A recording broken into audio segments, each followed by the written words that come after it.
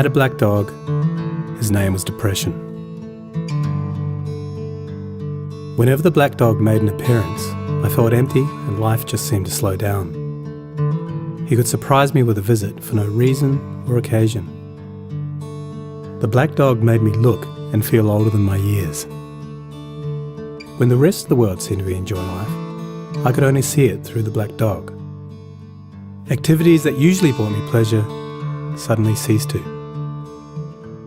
He liked to ruin my appetite. He chewed up my memory and my ability to concentrate.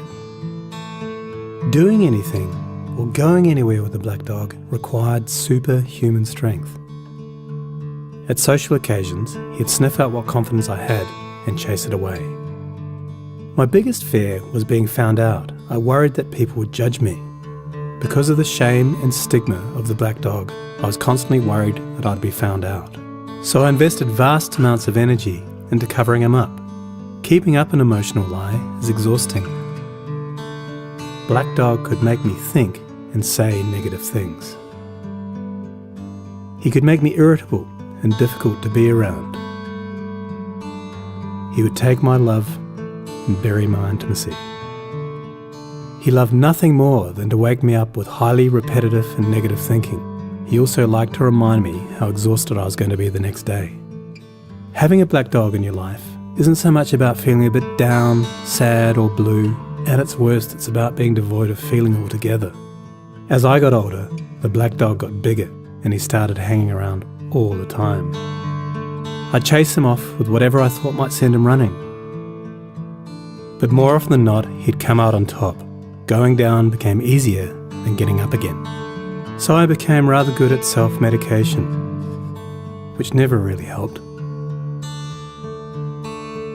Eventually, I felt totally isolated from everything and everyone. The black dog had finally succeeded in hijacking my life. When you lose all joy in life, you can begin to question what the point of it is. Thankfully, this was the time that I sought professional help.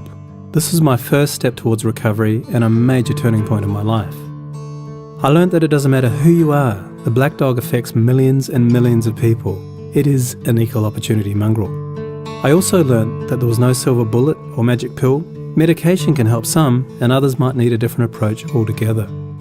I also learned that being emotionally genuine and authentic to those who are close to you can be an absolute game changer.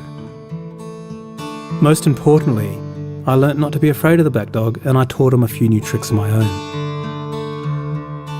The more tired and stressed you are, the louder he barks, so it's important to learn how to quiet your mind. It's been clinically proven that regular exercise can be as effective for treating mild to moderate depression as antidepressants, so go for a walk or a run and leave the mutt behind. Keep a mood journal. Getting your thoughts on paper can be cathartic and often insightful. Also keep track of the things that you have to be grateful for. The most important thing to remember is that no matter how bad it gets, if you take the right steps, talk to the right people, black dog days can and will pass.